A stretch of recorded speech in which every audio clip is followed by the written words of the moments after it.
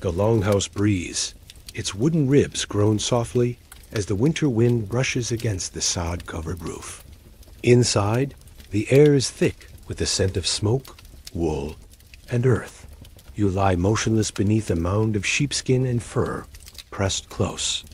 To your family, your feet sharing warmth with the dog curled at the end of the bed. The fire in the central hearth has burned low. Only embers remain, pulsing orange in the dark like the slow heart of the home. The cold stings your nose. But everything else is warm. Your body aches in all the right ways. You've spent the day hauling buckets of icy water from the stream, mending nets for the next fishing trip, splitting wood until your hands blistered and your shoulders trembled. Now, finally, you're still. Your muscles hung with exhaustion, not tension. No thoughts buzz in your mind. No screen glows beside you. No alerts vibrate on a knitstand dot. There is no knitstand dot, just straw. Just fur. Just silence. And sleep. Vikings didn't have blackout curtains or white noise machines. But they didn't need them. Their entire lives were a slow descent toward sleep, naturally paced and physically earned. Their days were hard, filled with movement, cold air, and the smell of animals. Their nights came without resistance. When the sun went down, the world simply stopped. Inside the longhouse, sleep was not a private event. It was shared. Families and animals all slept in one room. Chickens clucked softly in wooden crates. Goats shifted nearby. A baby murmured in her cradle, rocked not by a mother's arms, but by the movement of the packed earth floor as someone rolled over. The sounds of sleep were constant snoring, breathing, the rustle of fur, the soft scratch of straw. These sounds didn't interrupt rest. They were rest. Modern sleep is built on isolation dark rooms, silent houses, solitude. But Viking sleep was communal. Comfort came not from silence, but from presence. You were never alone in the night. You were surrounded by warmth, life, and safety. The materials were simple. Beds were little more than planks lined with straw. Furs and woolen blankets piled thick over bodies, dressed in linen and wool. The straw might poke, the fur might itch, but the weight of it all was grounding, anchoring you in place like a boat moored for the night. And the scent, smoke, sweat, animals, and snow was as much a part of the bedtime ritual as any lullaby. No electricity, no caffeine, no synthetic fabrics, no deadlines at midnight. Only rhythm, the rhythm of the seasons, the rhythm of the fire, crackling, the rhythm of life that said, you worked, now you rest. You woke with the light, you slept with the dark. And when the dark stretched long, as it did in the Scandinavian winter, you stretched your sleep to match it. Sometimes they would rise for an hour in the middle of the night between the first sleep and the second. This was a time for prayer, for tending the fire, for whispering stories or dreams. Then they would drift off again, wrapped in silence and fur. Sleep wasn't a goal. It was a state of being. A return. The modern world has forgotten this. We've replaced it with blue light, anxiety, and schedules. But the Vikings, without knowing, it had perfected the art of surrendering to the night. Their sleep was not optimized. It was not tracked. It was not biohacked. It was whole. So tonight, as you lie in your own bed, flicking through your phone with tired eyes and a racing mind, consider the longhouse, the shared bed, the fading fire, the heavy furs and the slower heartbeats, the stillness earned through labor, not purchased through therapy. Vikings slept better than you ever will. And it wasn't a secret. It was just life. Asterisk, asterisk, the wind on the shore of Vinland is different. It doesn't carry the same frozen edge as Greenland or Iceland. It smells of salt, pine, and possibility. The year is around 1005 AD, and in a modest turf-walled home built hastily on a foreign coast, a child is born.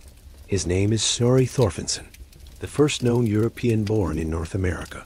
But that's not how his parents thought of him. To Gudrid and Thorfinn Karlsefni, he was not a historical milestone.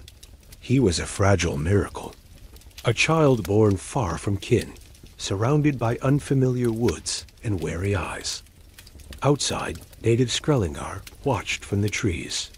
Inside, Gudrid whispered lullabies from a homeland her son would never remember. This is where Viking history slows down. Vinland was meant to be a new beginning, a land richer than the stone and snow of Greenland. There was wild grain, thick forests, animals to hunt. But there was also uncertainty, storms, strange sickness, uneasy tensions with the people who had lived here for centuries before Norse. Sails touched their shores, and in the middle of it all, a baby. Imagine Gudrid at night. She wraps Snorri in a blanket of wool and fur, cradles him against her chest. The fire is small wood, is precious here. She sings old Icelandic verses passed from mother to daughter, even though no other voice sings them back.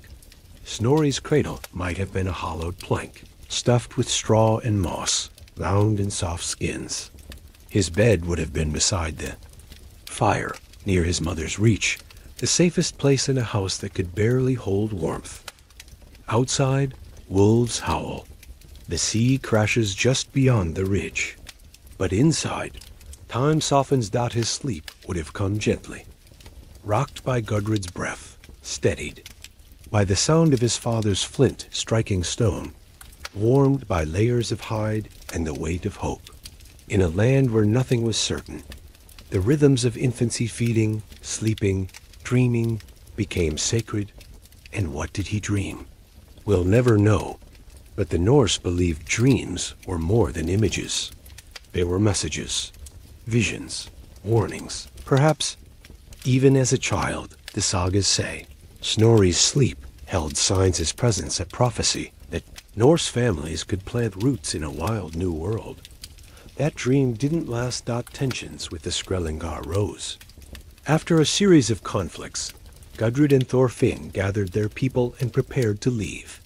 Snorri was barely past his first year when he boarded the ship to return to Greenland, his small world reduced to waves and sky.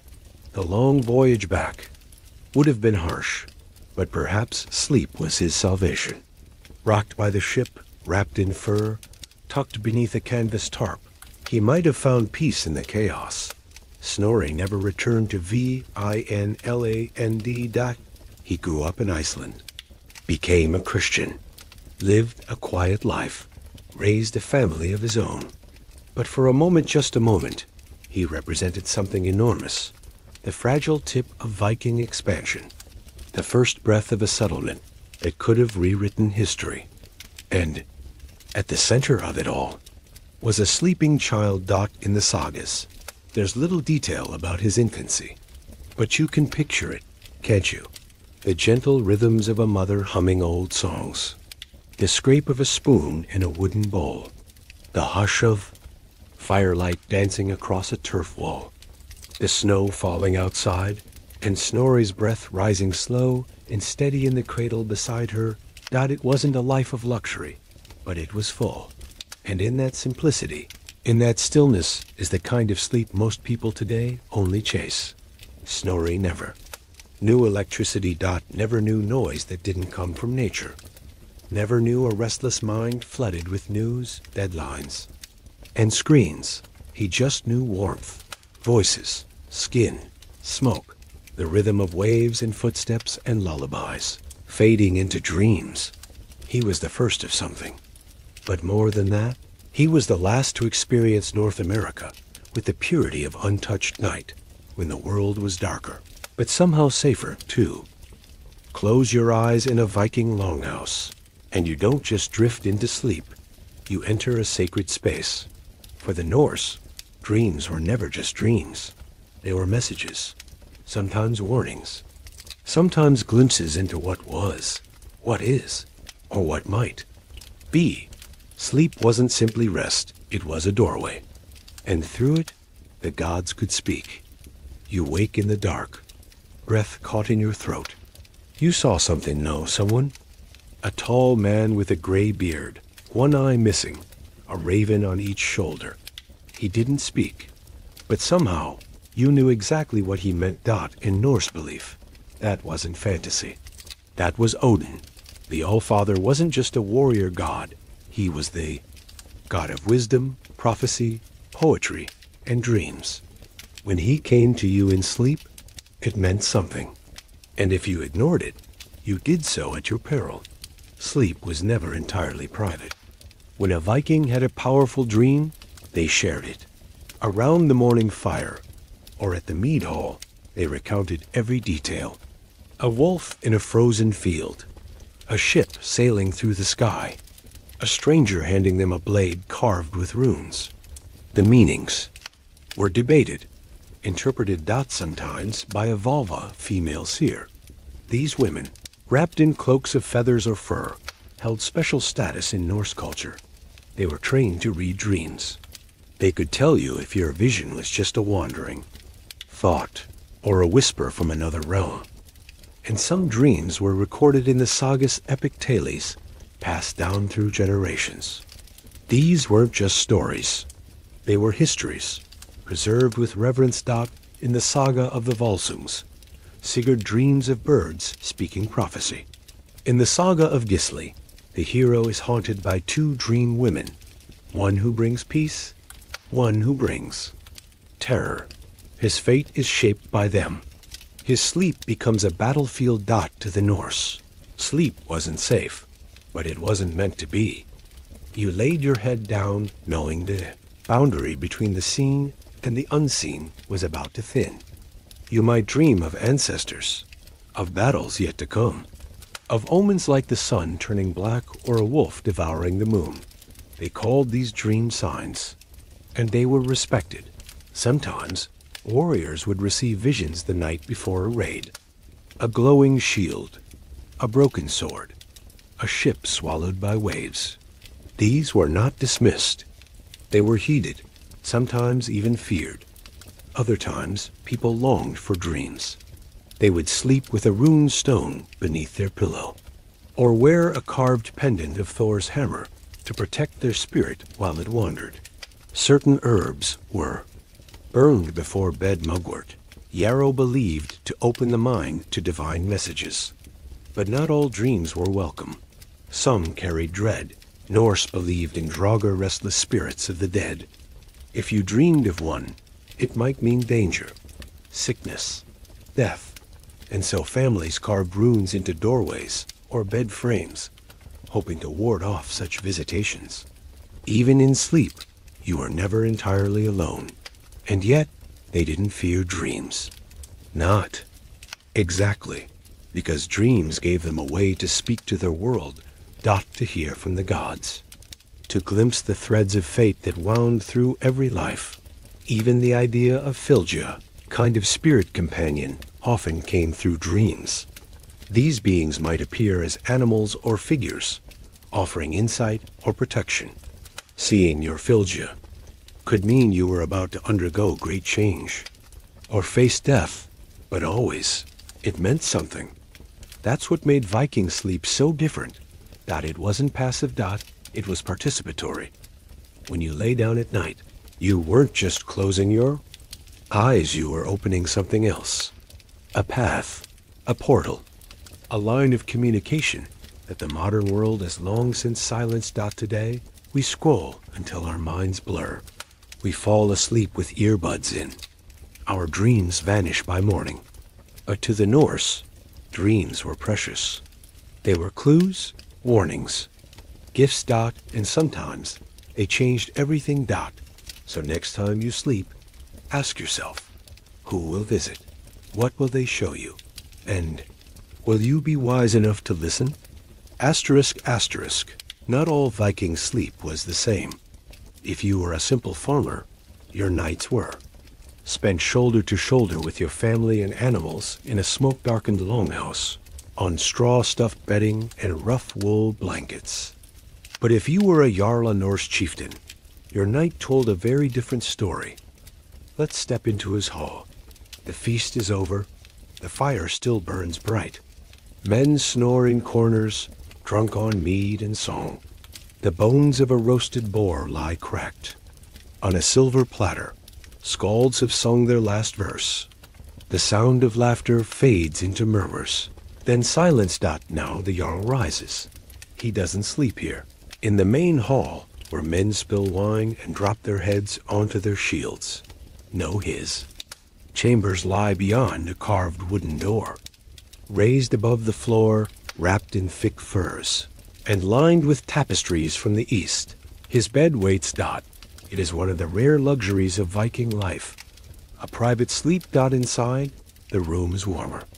The heat from the hearth drifts upward and collects. Here, a thrall, his servant, has stoked the coals and laid out warm stones wrapped in linen at the foot of the bed. A pillow, not of straw but feathers, rests against carved wood. Yes, feathers. Trade routes, stretching from Byzantium to the icy north, brought silks, spices, and soft comforts. A wealthy Jarl might have a pillow stuffed with goose down, covered in fabric dyed with rare plant pigments. His sheets might be made of imported linen. His bed frame, inlaid with bronze or bone, creaks quietly as he lies down. He is not alone. His wife joins him, perhaps also a woman of power and estate manager, or the daughter of another noble.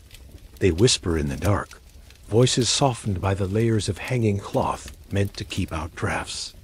Their children sleep in a nearby room, or perhaps in the corner behind a drape, their own bedding made by hand. Outside the chamber, the servants settle. Some sleep near the hearth, others beside the animals. A young thrall tends the fire throughout, the night feeding it slowly to keep the hall from freezing. She knows the rhythm of the flames. She's been taught to stir them just enough, never too bright, never too cold. This world is layered. The commoners huddle in the hall. The Jarl rests in his private quarters, and above them all, the roof groans under snow. But regardless of class, one truth remains. The Viking night is full of ritual. No one scrolls before sleep. No one checks the time. The cues are natural. The fire dims. The music stops. A child yawns.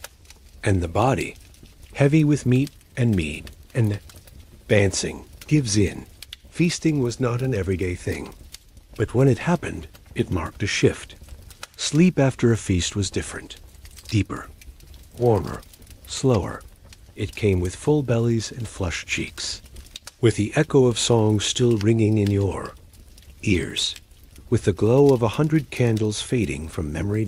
And in the dark, the Jarl dreams. Not just of war or conquest, but of signs, of gods, of omens.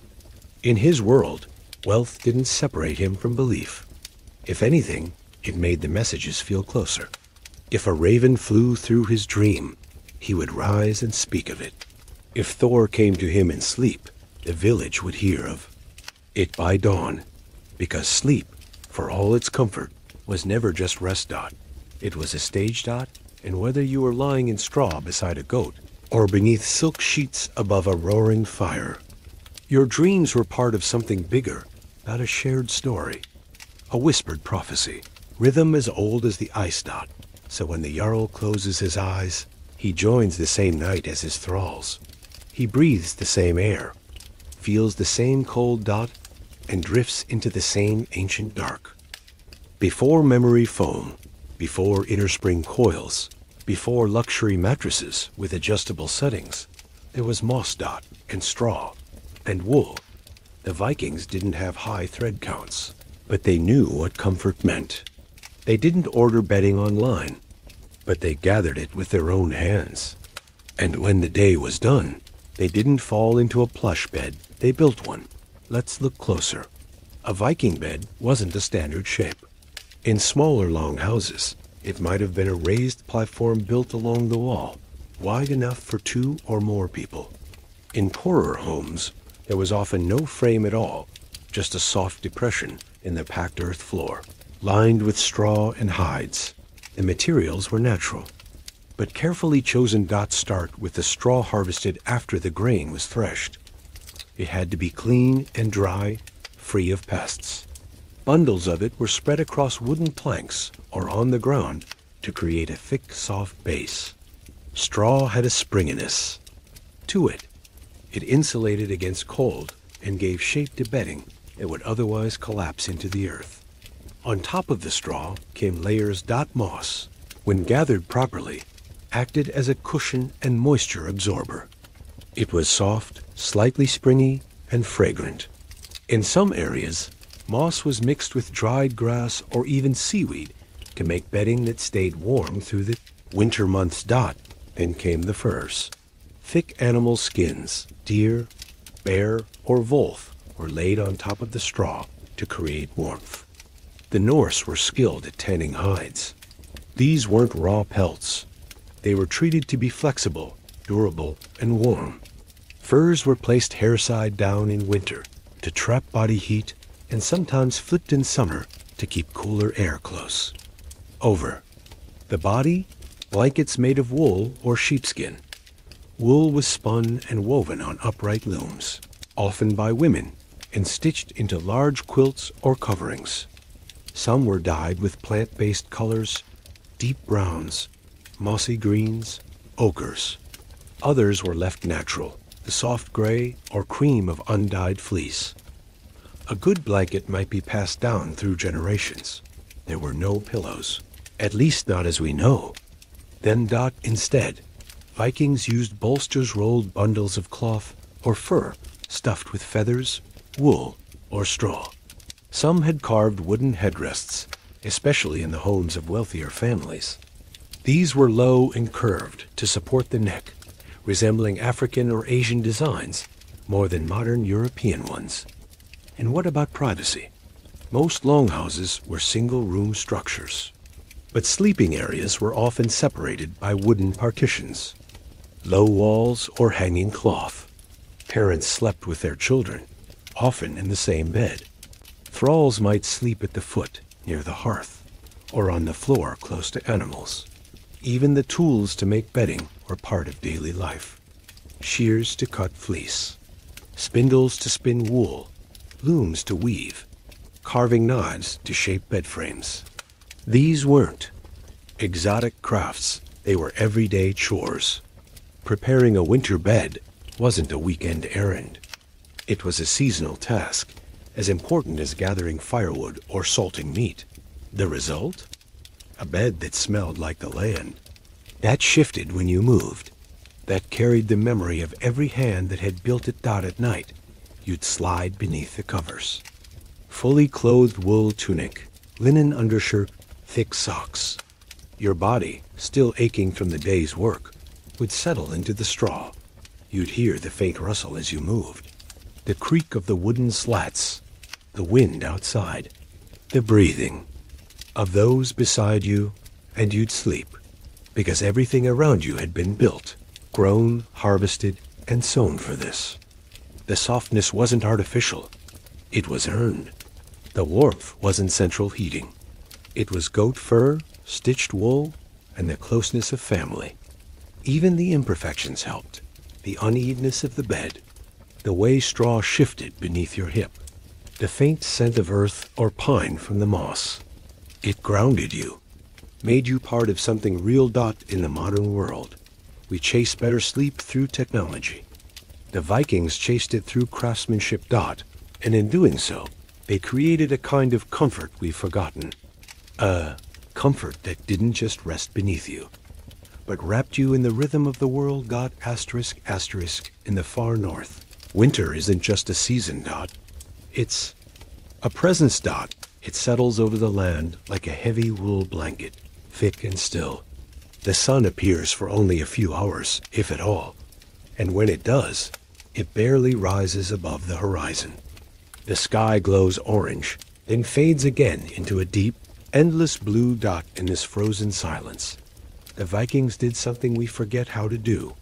They rested, not out of laziness, not because they wanted to, but because winter left them no choice. The soil froze. The boats were hauled in. The livestock huddled inside. The world slowed down, and so did they. This wasn't just longer nights. It was longer sleep. Think of it. After months of hard labor harvests, hunts, construction, winter arrived, like an unspoken agreement. A truce between people and the land. A signal that it was time to hibernate. They didn't use that word, but the rhythm was the same. You'd sleep for hours on end, waking only when necessary, when the fire needed stoking, when a pot had to. Be stirred when a child cried. Then you'd return to bed, wrapped in sheepskin, your body retreating back into warmth. This was a different kind of sleep. It wasn't structured. It wasn't watched by clocks. It came in waves, in cycles, following something deeper than schedule instinct. The Norse knew about first sleep and second sleep. The first sleep began shortly after. Darkness fell sometimes as early as 6 or 7 p.m. after 4 or 5 hours. They would wake naturally, not with grogginess, but calm alertness. This waking period might last an hour or two. People would tend the fire, pray, whisper stories, or simply sit in thought. Then, without urgency, they would return to bed for the second sleep. It was not considered insomnia. It was expected. Some researchers believe this broken sleep pattern may have been our natural rhythm before modern lighting disrupted it. For the Vikings, it made perfect sense. The darkness gave space for sleep to unfold slowly to long stretches, instead of one hurried night. And outside, everything was still. Snow blanketed the fields and rooftops. The sea was frozen along the edges of the fjords. Even the animals moved less, conserving energy.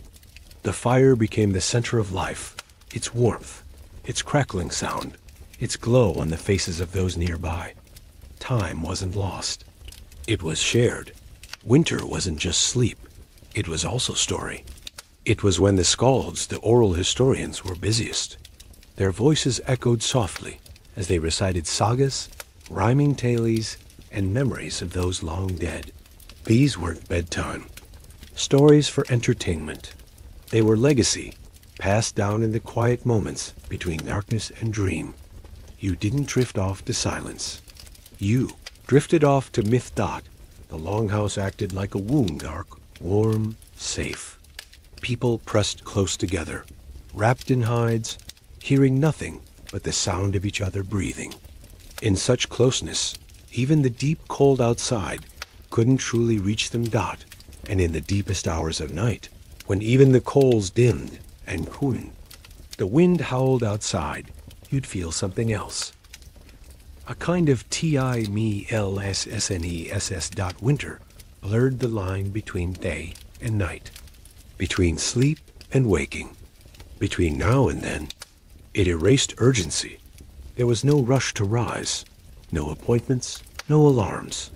Just the gentle rhythm of breath and snow. Modern life pushes us to produce through winter, to ignore the seasons, to flood the darkness with artificial light, and demand constant energy from tired bodies.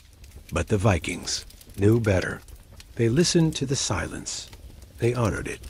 They wrapped themselves in it, and in doing so, they found something we've lost the permission: to rest deeply and without guilt, simply because it was time. In the corner of a Viking longhouse, beside the hearth and beneath a hanging sheepskin, a baby sleeps. Not alone, not in silence, but in a world shaped by rhythm, by warmth, and by voice. Viking infants were never far from their mothers. They were carried through the day tied close with woven cloths, cradled on backs or at the hip, or wrapped snugly in cradle boards lined with wool and moss. When night came, they didn't go to a separate nursery. There was no separate room, no door to close. They stayed beside the fire, beside the heartbeat they'd known since before birth. And they slept. Not with white noise machines or motion-activated monitors, but to songs. These songs weren't just melodies. They were spells, blessings, memory. Viking mothers sang in a soft chant, repeating lines handed down from generations past. Some lullabies told of gods who guarded dreams. Others described the stars, or the sea, or the warmth of a mother's arms.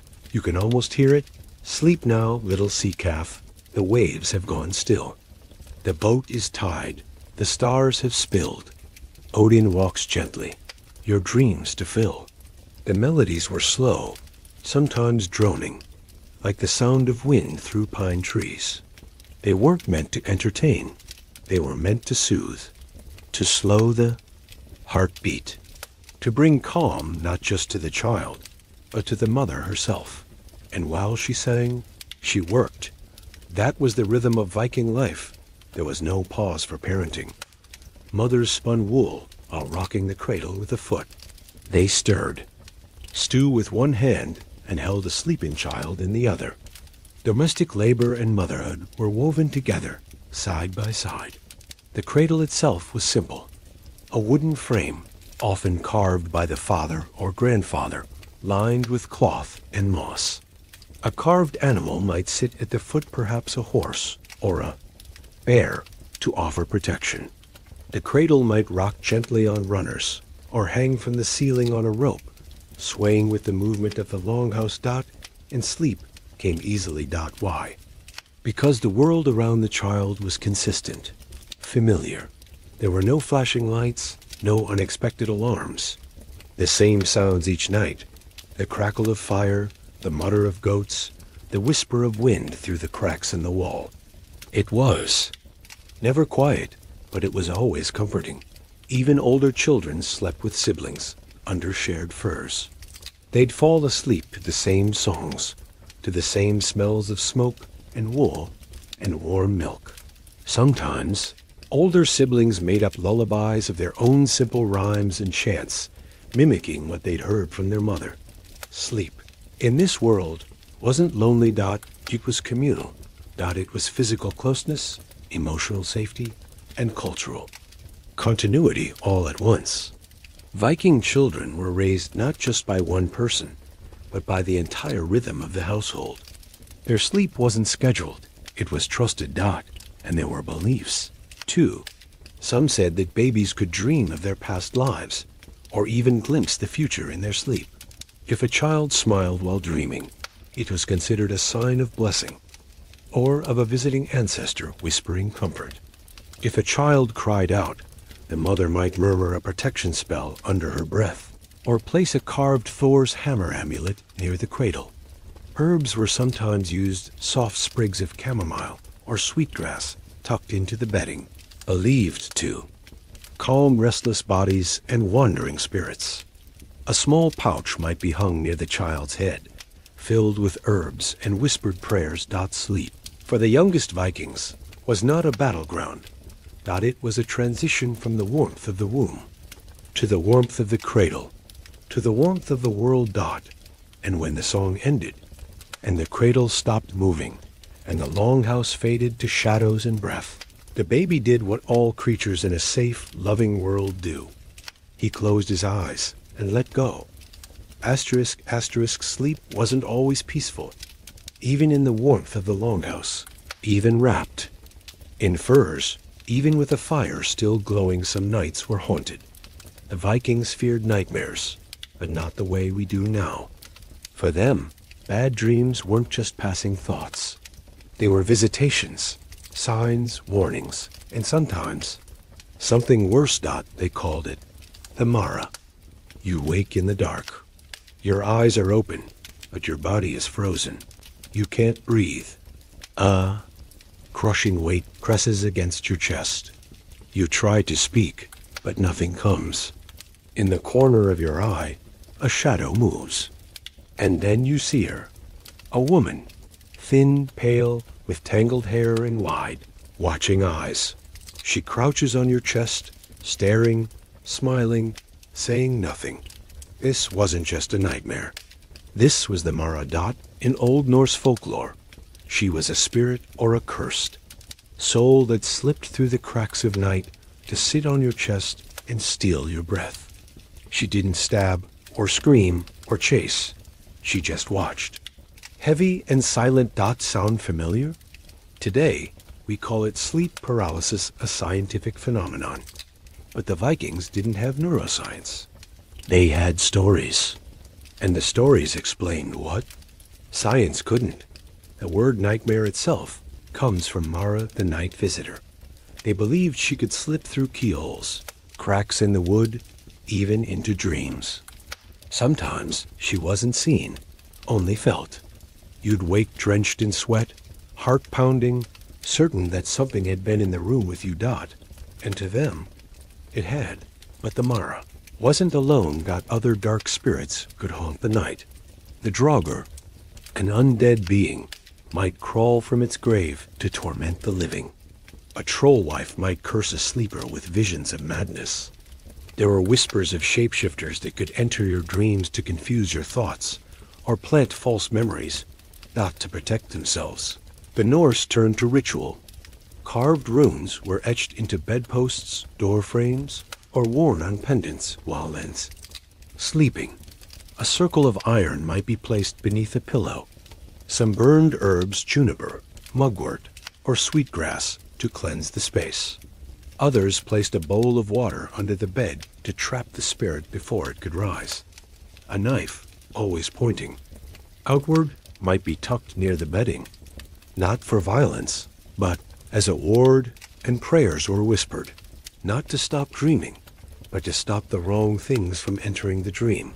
The Valva Norse Cirrus sometimes performed sleep rituals. She would chant, cast runes, or bless the house with sacred smoke. These weren't superstitions. They were protections, passed down through generations, taken seriously, because everyone, rich or poor, farmer or warrior, was vulnerable at night.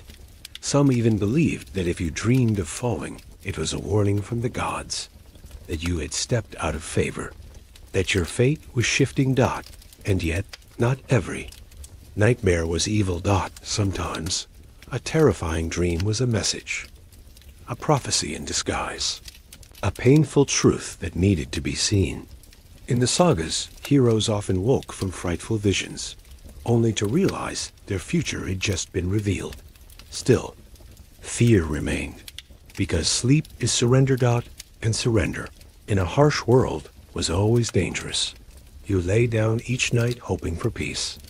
But if the Mara came, if you woke unable to move, heart racing, breath stolen, you knew you had been touched by something older than fear. You had brushed up against the other side, Dot, and in the morning, if you survived it, if the house was still, and the coals still warm, you told no one right away. You waited, Dot, listened, Dot, watched the door, and the corners of the room, and the shadows behind the hearth, because the Mara doesn't always leave. Sometimes she lingers, just out of sight, Dot, just beyond the edge of sleep, Dot, waiting. To understand why Vikings slept so deeply, you have to understand how they lived. Their days weren't packed with meetings, emails, alarms, or endless scrolling. They were paced, grounded, built on movement, nature, and necessity. And it was this rhythm, the slow, physical, deliberate rhythm, that made their sleep not just possible, but restorative. A Viking day began with light. There were no clocks. Time started when the sky shifted, when the smoke turned golden in the morning. Sun, when the animals stirred. You woke up not to a sound, but to the world around you shifting into motion, Dot, and then work. Not in a metaphorical sense, real work. You walked to the stream to carry water, chopped wood for the fire, turned the soil in the fields, hauled nets, heavy with fish. Children fetched firewood or fed the animals. Women spun wool or brewed ale. Men sharpened tools or repaired boats. Dot, it wasn't a sprint. It was constant motion, each hour filled with the kind of physical effort that modern life has all but erased. No chairs, no screens, no long stretches of stillness. Your muscles moved. Your skin felt the sun or the cold. Your lungs filled with air that hadn't passed through any filter. Meals came not from microwaves, but from fire, cooked slowly, stirred often. And when the work was done at sunset, not by schedule, there was no second shift. No night emails. No to-do lists dragging into midnight. Just a quiet winding down. Dinner was eaten around the fire. Maybe a stew. Maybe flatbread with smoked meat. Afterward, the family sat in silence or listened to stories. Children played softly near the hearth. Parents whispered. The room dimmed, not because someone flipped a switch, but because the world itself darkened, and that mattered. The absence of artificial light allowed melatonin to rise, naturally preparing the body for sleep. The body understood the cycle. It didn't fight it.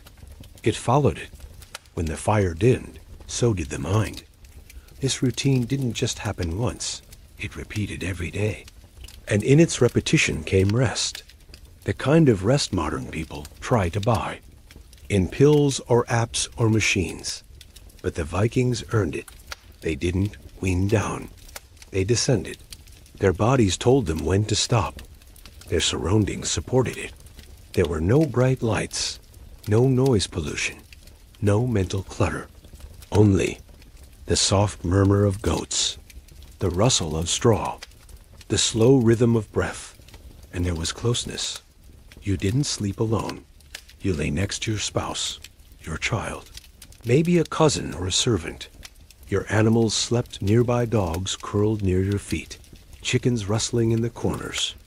There, warmth blended with yours. Their sounds reassured you that all was as it should be. There was no loneliness at night, no glowing screens in your face, no sense that the world was continuing without you. You weren't missing anything, because everything worth doing was already done.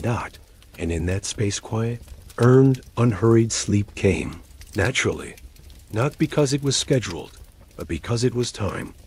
Even waking in the night felt different.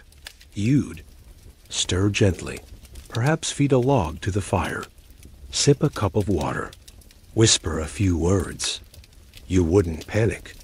You wouldn't check your phone. You'd return to bed without stress or urgency, because the rhythm hadn't broken. And so, you'd sleep again. Modern life teaches us that rest is the absence of doing. The Vikings understood. That rest is the reward of doing. And their days hard, grounded. Real led them to a kind of sleep we no longer recognize. Not chased, not medicated, not optimized, not just received. Like a gift at the end of every day. Asterisk, asterisk, it might sound strange to us now, but in the Viking world, snuggling with goats wasn't odd. It was practical. It was normal. And in the coldest months, it was even comforting. The longhouse was more than a home. It was a shared survival chamber. Families, tools, food stores, and yes, animals all lived under the same roof. In the depth of winter, keeping heat inside mattered more than comfort, more than cleanliness, even more than privacy. And the animals? They were like little furnaces with hooves. Goats, sheep, chickens, and sometimes even cows or pigs were brought into the longhouse at night. Not out of sentimentality, but because their body heat helped warm the room. Their breath added humidity. Their presence added insulation. But something else happened. In this strange mix of people and beasts, a closeness formed. Children curled up beside lambs. A dog might rest against a sleeping man's back. A goat might nestle behind a pile of straw near the family's bedding. At first, it was a decision of necessity, but over time, it became comfort, because warmth in the Viking world wasn't always found in a blanket. Sometimes it had 4 legs and a heartbeat. And the goats? They weren't just livestock. They were part of the household. Rhythm. You'd hear their soft hooves on the floor in the early hours. Feel their warmth against your legs as you adjusted your fur covering.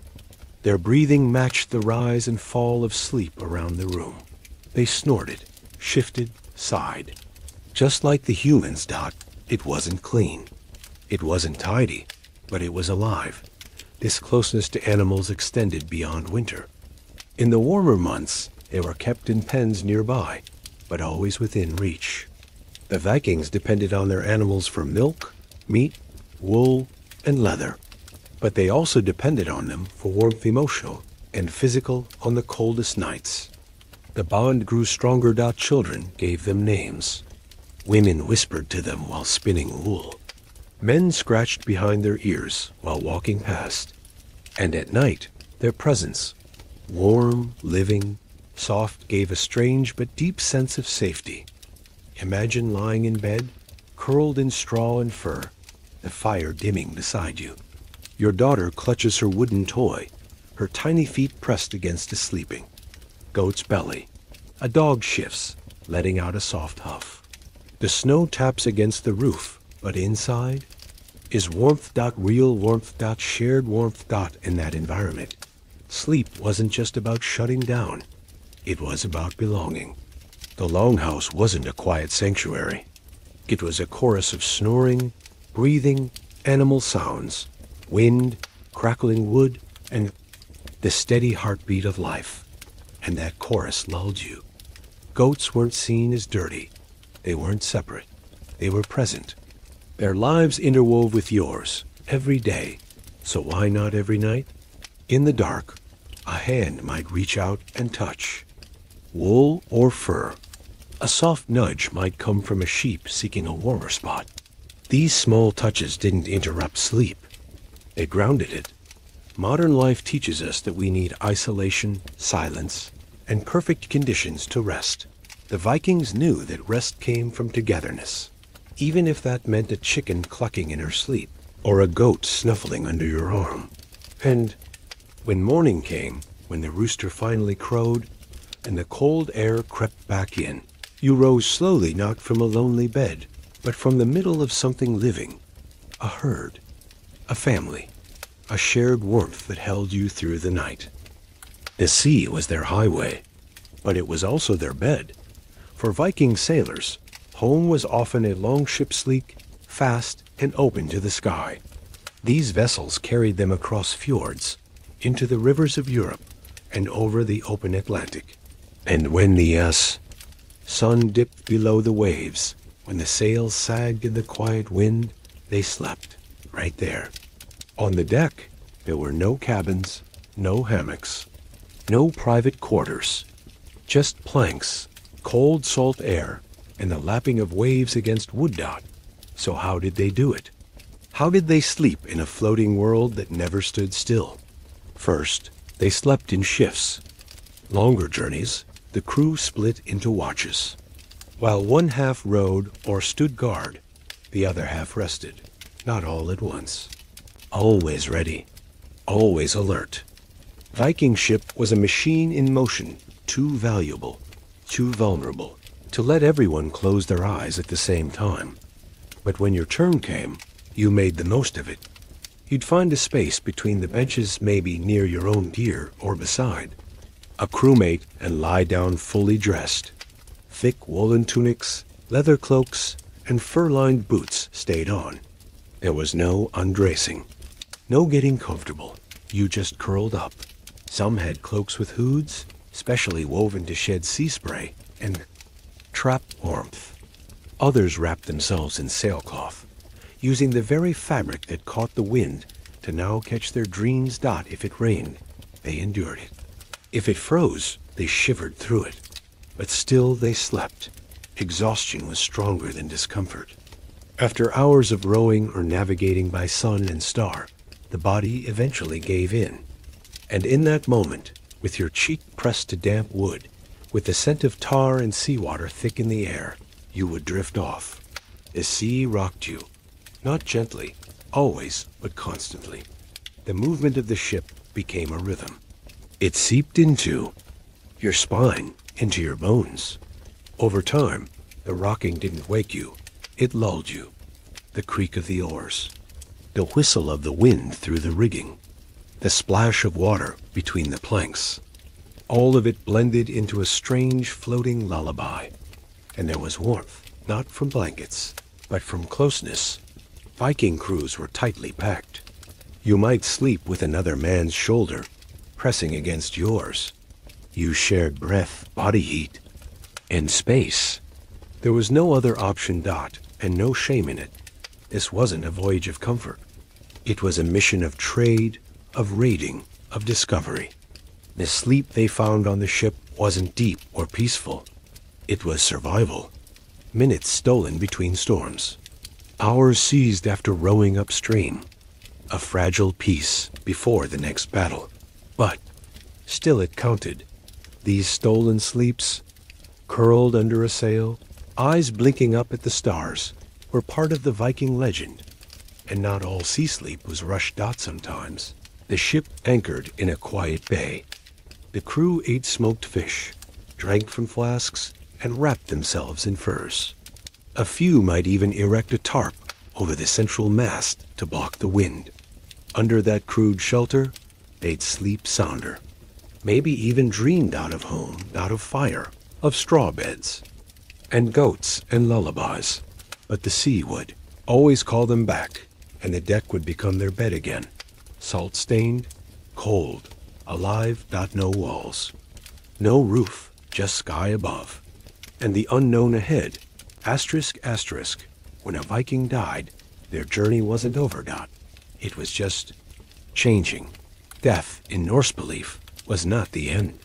It was the beginning of eternal sleep, a transition from the loud, cold world of storms and swords into the quiet stillness of earth, stone and myth, Dot. And so they were laid to rest with great care, not hidden, but remembered. Across the hills of Scandinavia, you'll find mounds, grassy rises in the landscape, smooth and still. Some are small, just enough to cover a single body.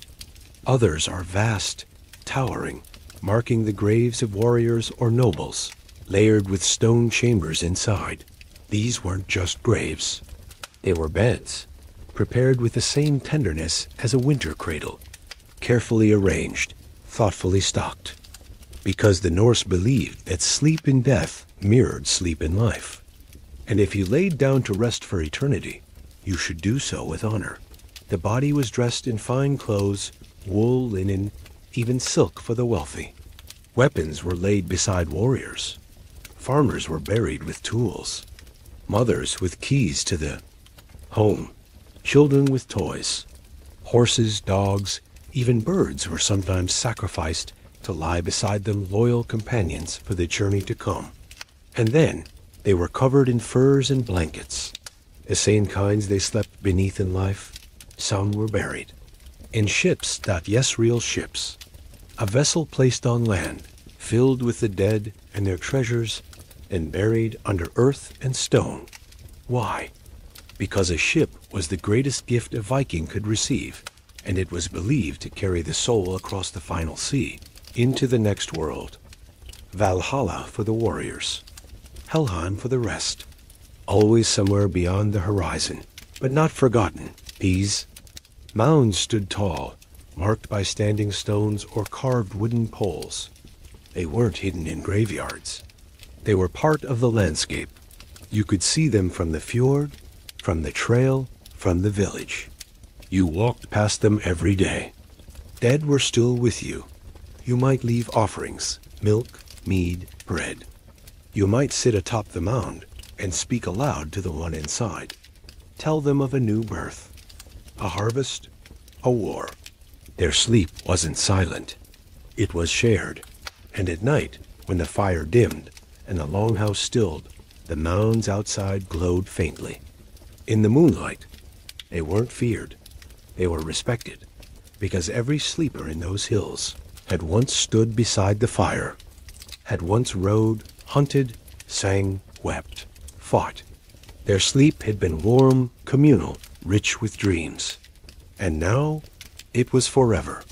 There are stories of burial mounds that stirred, where the Draugr, restless dead, rose and walked. But most lay still, because most had been buried with peace. And you can imagine it, can't you? A stone chamber beneath a hill, a body wrapped in wool, a sword resting on the chest, a wooden bowl tucked by the feet, silence all around, the soil pressing gently, the roots wrapping slowly, like fingers or vines. And above, the sky wide, cold, endless, but the body doesn't feel the cold. Not anymore, it is asleep, not lost, just resting, wrapped in the earth, in memory, in love. And even now, 1,000 years later, those mounds still stand, and the dead still sleep. Asterisk, asterisk, before there were pharmacies, before sleep clinics, melatonin supplements, or lavender-scented sprays on supermarket shelves. There were plants, and the Vikings knew them well. They lived in a world where the boundary between healing and ritual was thin. Sleep wasn't just a biological need, it was something that could be nurtured, protected, and guided. And when sleep didn't come easily, they turned to the earth. In the Viking home, you might find a pouch of herbs hanging by the bedpost. Inside, chamomile for calm, mugwort for vivid dreams, valerian to settle the nerves. These weren't exotic imports. They were local, familiar, harvested by hand, dried in the sun, and stored for moments when rest became elusive. Let's start with the pillow. It wasn't just a place to rest your head. It was a charm, stuffed not only with straw or feathers, but often layered with scented herbs. Lavender didn't grow widely in the north, but when it was traded in, it was treasured. More commonly, the Norse used angelica root, sweet gale, or even crushed pine needles to create a calming scent. The idea was simple. Surround the sleeper with fragrance that soothed the body and stilled the mind. When a child was restless, a mother might rub a bit of herbal salve onto their chest. Made from bear fat or beeswax mixed with plant oils, it worked like a balm warming the skin, easing the breath, coaxing the child into slumber. Sometimes they warmed stones by the fire, wrapped them in cloth sprinkled with herbs, and placed them at the foot of the bed to radiate comfort through the night. This wasn't luxury. It was knowledge passed down, tested by long winters and sleepless nights. Even the smoke from the fire could become medicine. Certain plants were burned at dusk, not for light, but for ritual. Mugwort or yarrow might be tossed into the flames, their scent rising with the smoke, curling around the rafters. These weren't just smells. They were believed to clear the space, chase away dark spirits, invite gentler dreams. And then there was the tea. Viking tea wasn't served in porcelain cups. It was brewed in carved wooden bowls, often steeped from roots and leaves in boiling water over the hearth. A warm drink of meadowsweet, nettle, or thyme before bed could ease a sore body, calm a troubled spirit, or prepare a warrior for the long rest ahead. And if a dream turned bad, if the Mara came, or if a nightmare left someone gasping, they had remedies for that too.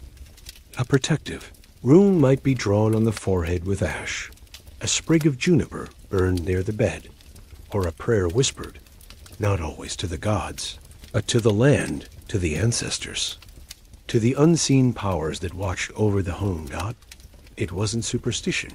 It was attention, to the world, to the body, to the rhythms of life and death and dreams.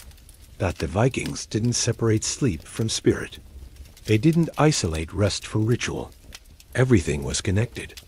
Everything had a place, and their remedies worked not because they were magic, but because they were woven into the fabric of life. Today, we chase sleep with pills and podcasts.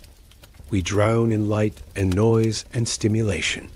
We look outward to devices and data, but the Vikings looked inward and downward, to the soil, to the plants, to the hands that gathered them and the voices that sang over them. They trusted the world to guide them to rest, and it did, one petal, one root, one night at a time. There's a special kind of silence that comes after the fire dies. Not the silence of modern bedrooms with closed windows and distant city noise, but a thick, living stillness shaped by breath, snow, and time. It is midnight in the Viking longhouse. Flames in the hearth have burned low, leaving only a few glowing coals nestled beneath a thin layer of ash. The flicker that once lit the rafters has faded. Shadows no longer dance, they sit still, pressed into every corner like fog dot, and in this hour the world holds its breath. The animals have quieted. The chickens roost. The goats are curled near the wall, legs tucked beneath their bodies. The dog lies motionless, ears twitching in sleep. The children are sprawled in a tangle of limbs and wool. Their soft breathing creates a rhythm, a pulse within the house. A man coughs once, then turns over. The straw beneath him rustles briefly, then stills again. This is not a time of movement. It is a time of suspension. In this cold northern world, the deep night is something to be respected. When the fire goes out, there's no quick fix. No switch to flip. Someone must get up. Someone must brave the chill, lift the heavy log, and coax the embers back to life. But often, they don't. Often, they wait, wrapped in furs, sharing heat, trusting the night to pass as it always has. Outside, the snow piles higher. The sky glows faintly with starlight or the eerie green shimmer of the aurora. Wind whistles through the gaps in the wooden slats. Occasionally, frost falls from the rafters in tiny puffs, landing on a blanket or cheek. But still, no one wakes fully. This is the hour between sleep and waking. Not the morning. Not the evening. Liminal space. Some Viking households believed this was a sacred time when spirits could pass through, when dreams turned prophetic, when the ancestors watched. If anyone was awake, they didn't speak loudly. Voices stayed low. Words were saved for morning. Sometimes a mother would quietly check her baby's blanket, or a father might press a hand to his child's chest, feeling for warmth, not out of fear, but habit, the kind of care that runs deeper than thought. And if someone had trouble sleeping, if their mind stirred, they didn't get up and pace. They lay still. They listened to the creak of the beams, to the occasional drip from a melting icicle. To the far-off crack of ice shifting on the river. And slowly, gently, they drift back under. Sleep wasn't an escape. It was a return. And the dark wasn't frightening. Not here. Not when surrounded by bodies, breath, and embers. The longhouse didn't just house people, it held them. Like a cave. Like a cradle. Like a womb. Even the animals understood. They didn't stir. They knew that this moment, this deepest part of the night, was not for movement. It was for trust. So you stayed still. You curled closer to the kid, warmth beside you.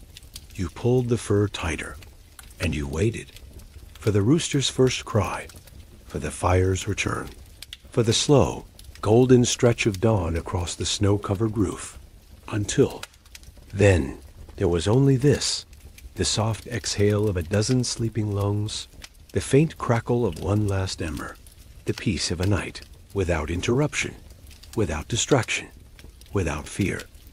Because even when the fire went out, the home still burned quietly. In the silence. In the straw.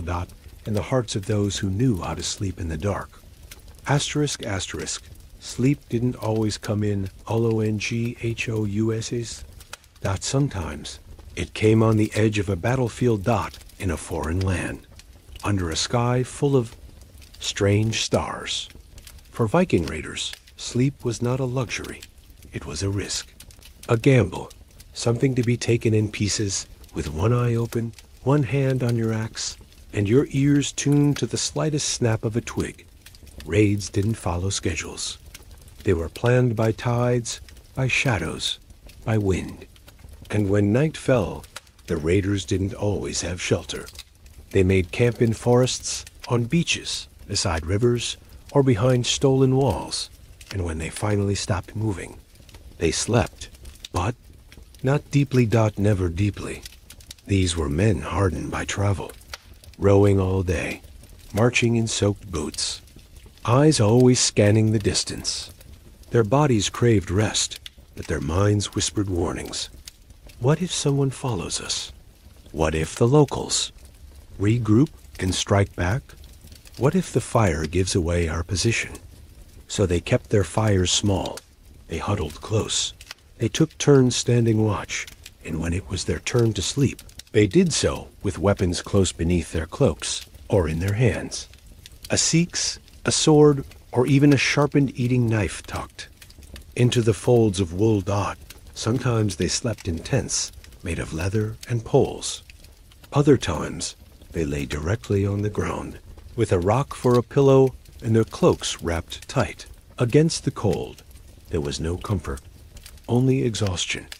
And exhaustion doesn't ask for permission. It takes you when it's ready. But even then, the sleep was shallow. The ears never shut off. Every snapping branch, every gust of wind, every cough from a fellow warrior could jolt them upright. It wasn't just fear. It was training. The instinct to survive, to be ready. And they knew the cost of not waking fast enough. A surprise attack in the dark could wipe out an entire camp. And so sleep became a kind of discipline, something to be managed, guarded, respected. In some cases, they may have tied bells to surrounding brush to act as early warnings, or posted scouts upwind to sniff out campfires or movement. Every tactic, every precaution was meant to buy a few more minutes of precious rest, because tomorrow there would be battle. Or retreat, or another long march inland with stolen goods. And if you didn't sleep tonight, your blade might be slower tomorrow. Your eyes might miss something. Your body might fail you. So they slept, of lightly. And sometimes, even in that roughness, there was a strange sense of peace. Looking up at the stars, feeling the earth beneath you, hearing your brothers breathe around you. It reminded them of home, of the longhouse, of shared beds and shared lives. Even the cold could bring comfort. It reminded them they were still alive. Still here. Still strong. And if the wind was kind, and the world stayed quiet, and the gods kept watch, they might even dream. Not of treasure, not of conquest, but of crackling fires, the smell of wool. The softness of moss under straw, and the weight of sleep not stolen, but earned. Asterisk. In the Viking world, sleep changed with the seasons. There were no set schedules, no fixed 8 hours, no bedtime alarms. Instead, rest flowed with the light and dark, the work and stillness, the sky and soil. Every part of the year asked something different of the body, and the Vikings listened. In summer, the days stretched long. In places like Iceland or northern Norway, the sun barely set. The sky stayed gold and blue deep into the night, and darkness was little more than a passing shadow. The workday extended. Hay was cut late. Boats stayed on the water longer. Children played well past what modern minds would call bedtime. And sleep? It came later, shorter, often in 2 or 3 pieces. A nap in the heat of the afternoon, a drowsy rest after dinner.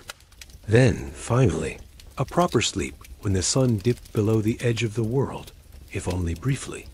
But summer wasn't about rest. It was about harvest. Preparation. Urgency.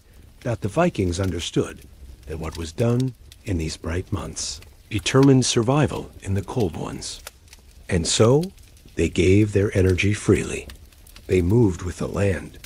They didn't fight fatigue, they accepted it. Slept when they could.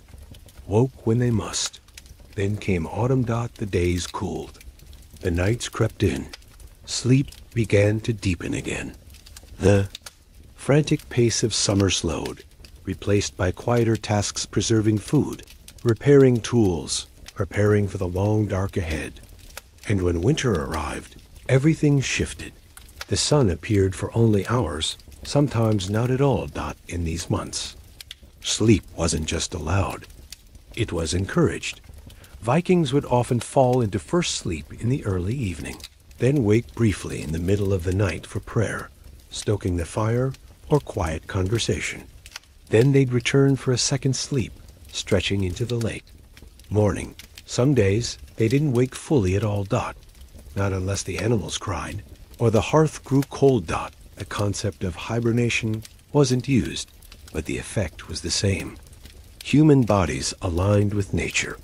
They rested more when the world was still. They didn't resist fatigue. They honored it. And then, slowly, spring returned. The light lengthened. Sleep began to shorten, but energy returned with it. The body stirred. Like thawing earth, the rhythm began again. Even storms shaped sleep. In the dead of winter, with the wind shrieking outside and snow pounding the walls, people might sleep through an entire day. Not from laziness, but from safety. The storm made movement impossible. The cold was too deep, and so they rested, and when that storm ended, they rose like the land itself cleared, refreshed, ready to begin again. The Vikings didn't judge themselves for sleeping longer in winter, or less in summer. They didn't try to force a single pattern. Year-round, they let the seasons decide. And that was their wisdom. Today. We fight nature. We keep our rooms bright at midnight and sip coffee after dark. We try to make every day the same, no matter what the sky looks like. But the Norse knew better. They understood that true rest is seasonal, that our bodies, like the crops, have their cycles. And when they followed that rhythm, they didn't just sleep, they thrived. The fire burns low, the day's work is done, and the longhouse hums with quiet. But no one sleeps just yet, because now it's time for story. In the Viking world, there were no books, no written bedtime tales. Everything lived in memory. The voices of those who remembered, recited, and passed the past into the present.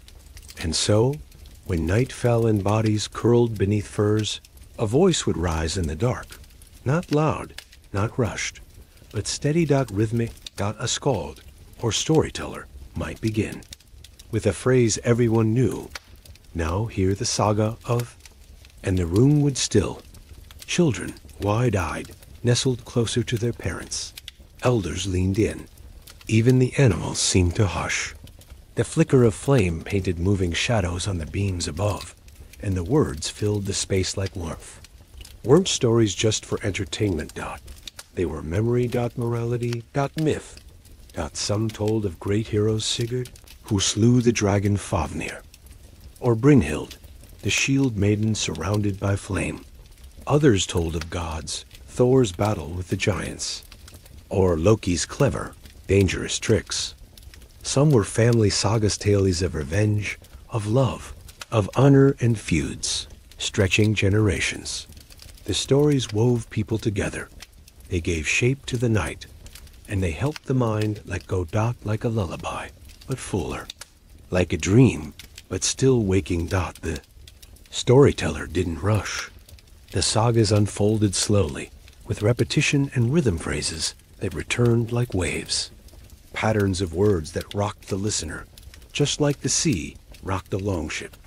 And sometimes, a listener wouldn't reach the end, because somewhere in the tale, perhaps during a long voyage across the whale road, or while a hero sat brooding beneath a tree, the child's breathing would slow. Eyes would flutter, and sleep would take them. Not despite the story, but because of it.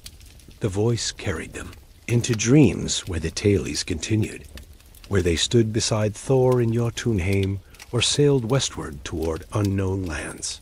The myths didn't stop at the firelight. They flowed into the night, into the mind, into the soul. Even adults let themselves drift off mid-saga.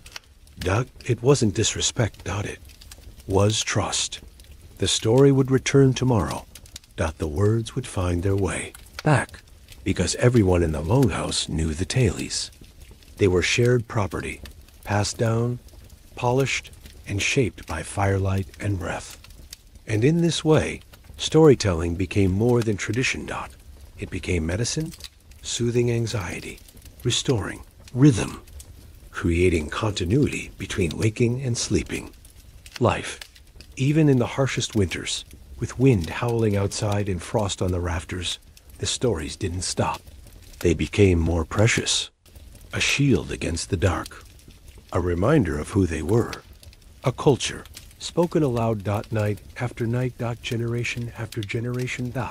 So if you ever find yourself lying beneath a heavy quilt, eyes closed, breath slow, and you hear a voice begin, there once was a man who walked into the fire. Don't open your eyes. Let the story carry you, like it did for them, like it always will. In a Viking longhouse, bedtime wasn't just a moment. It was a ritual. And for children, it came with rhythm, laughter, and tradition. The day had been long full of chores, learning, and running in and out of the longhouse. But when the fire burned low and the adults began settling under their furs, children didn't simply lie down and fall asleep. They were eased into it. With games, with whispers, with touch. One of the simplest games was a version of hide and sleep. A child might burrow under the straw, giggling as a sibling or parent pretended to search. Where has little Freya gone? They'd call, dragging it out, playing along, and then found laughter, a squeal, a hug. And then, slowly, the stillness would settle. Some children had wooden toys, carved horses, little boats, or animals tucked into their bedding like companions. These weren't just playthings, they were guardians.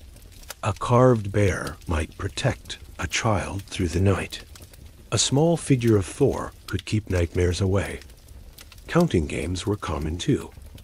A parent might softly count the cracks in the beams above, or the knots in the wall, turning numbers into rhythm, into chant.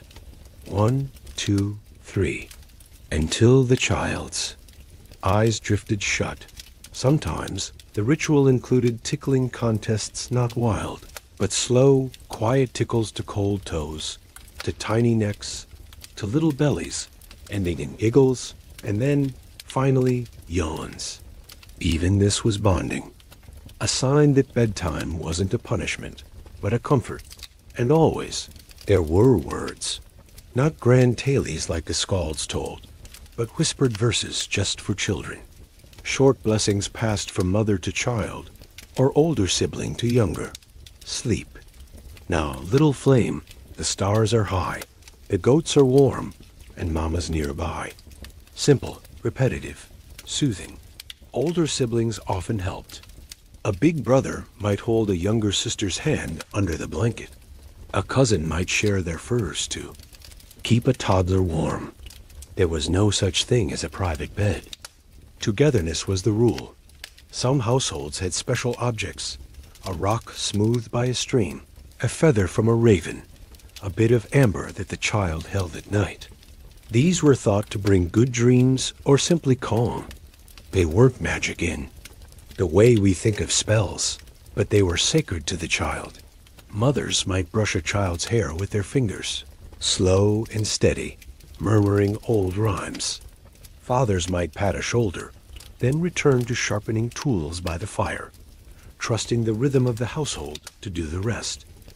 And when a child had trouble sleeping, no punishment, no scolding, just more attention, a warm drink, a hand on the chest, a quiet voice, sometimes even a prayer to Frigg, goddess of motherhood, asking her to watch over the little ones until morning . And eventually, the breath slowed, the fingers relaxed, the toy slipped from the hand, and sleep arrived, not as a command, but as a visitor, welcomed, invited, trusted. In this world, bedtime was not rushed. It was not a battleground. It was woven into the fabric of the evening, a time of transition that belonged to everyone in the longhouse. Even the animals knew. When the children were tucked in, when the voices dimmed, when the games gave way to dreams, the goats laid down, the chickens nestled deeper, the dog curled tighter. And the longhouse slept as one. ****, in the Viking world, sleep didn't come in one long stretch. It came in two acts, two distinct natural phases known now as first sleep and second sleep. This wasn't unique to the Norse. Historical records from across medieval Europe described the same pattern. But for people living in the deep cold and deep dark of the north, the rhythm made perfect sense. Here's how it worked. The sun would set early, sometimes as early as 3 p.m. in winter. After a long, exhausting day of labor, people would eat, gather by the hearth, and eventually drift off, not long after nightfall. This was first sleeper-rich, heavy descent into rest, usually lasting 4 or 5 hours. Then, something unusual happened. They woke up not in panic, not in confusion, but in calm. Sometime around midnight, eyes would open, bodies would stir. The fire might be tended, a log added, a pot of broth warmed. It was a quiet time, and no one thought it odd. In fact, it was expected that this in-between period, an hour or two of gentle wakefulness, was used for many things. Some people prayed. This liminal hour was believed to be spiritually powerful, perfect for whispering to the gods, seeking guidance, or speaking with ancestors. Some sat in silence, listening to the wind, watching the fire flicker, or just breathing. Others talked soft, conversations under blankets, sharing dreams from the first sleep, or recalling memories. Husbands and wives often used this time for intimacy, believing it to be more sacred and private than the busy hours of daylight. In some households, people might carve wood, mend clothing, or stir a brewing pot. These tasks were small, quiet, and done in the soft hush of night. Children sometimes woke, too, but were gently reassured back to rest. A parent's soft voice, a touch to the forehead, a gentle hum, and the child would return to sleep without fear or fuss. And after a while, something would pull everyone back down. The second sleep. Just as naturally as they woke, they would return to slumber, often without even remembering it in the morning. This second sleep was lighter, filled with more dreams, and would last until dawn. Why did this pattern emerge? Because it fit the world they lived in. With no artificial light, the body responded to darkness in a more honest way. Melatonin levels rose and fell with the sun and the fire. People followed the cues of the earth, not the rigid clocks of modern life. The Vikings didn't see waking in the middle of the night as a disorder. They saw it as an opportunity to reflect, to breathe, to connect, to be in a way that daylight rarely allowed. And so, this break in sleep wasn't a problem. It was a gift. It was a moment of peace in the quietest hours of the world, when even the wind seemed to pause. Modern life has forgotten this rhythm. We treat waking at 2 a.m. as a problem to be fixed. We panic. We reach for phones. We chase lost. Sleep like prey, but the Norse knew better. They understood that the night has 2 parts, and in between them, a space for being human. So next time you wake before dawn, and the world is still, and your body feels alive, don't fight it. Just listen. You're not broken. You're just remembering. By day, the Viking world was loud. Axes striking wood, voices calling across the fjord, oars slapping waves, children laughing, goats bleating, fires crackling. But by night, it was something else entirely. The night was when the Norse world settled. And in that settling, something sacred took root. Darkness wasn't feared. It was respected. It told them when to stop, when to rest, when to dream. It was not the absence of action, but the presence of rhythm. The Norse didn't control the night. They moved with it. Their lives were not built on artificial light and 24-hour schedules. They were built on firelight, moonlight, and the ebb and flow of seasons. The sun told them when to rise. The stars told them when to sleep. And in that nightly cycle, they found something modern life struggles to offer. Stillness. It's shaped there. Families sleeping together. breathing the same air, hearing the same night sounds. It shaped their spirituality when dreams became visions and silence made room for gods to speak. It shaped their bodies, tired from real labor, not mental fatigue, soothed by animal warmth and herbal scents, not anxiety and blue light. It even shaped their stories. Because what is a saga if not a tale passed down in the glow of firelight, whispered between first and second sleep, stitched into the silence of snow and straw? The night wasn't a break from Viking life. It was Viking life. It was the backdrop to birth and death, to lullabies and nightmares, to raids and returns, to prayers and peace. And it's easy to romanticize it now, to imagine we could just light a candle and fall into the same deep rest. But it wasn't just the darkness that made Viking sleep so powerful. It was the relationship they had with it. They trusted it. They surrendered to it. They let the night speak. Today, we fight it. We flood it with screens. We measure it in steps and scores. We fill it with worry, with light, with noise. But the Norse, without knowing it, honored the most ancient truth. That sleep is not something you conquer. It's something you return to every night by coming home now. As this story draws to a close, picture the longhouse once. More. The fire is dim. The goats are quiet. A mother hums softly as she lies beside her child. A warrior turns in his sleep, hand resting on his blade. The stars glimmer through the smoke. Whole. And the night holds them all. Not just in darkness, but in rhythm. And the wind outside says the same thing it has whispered for 1,000 years. Rest now, you are safe. You are home.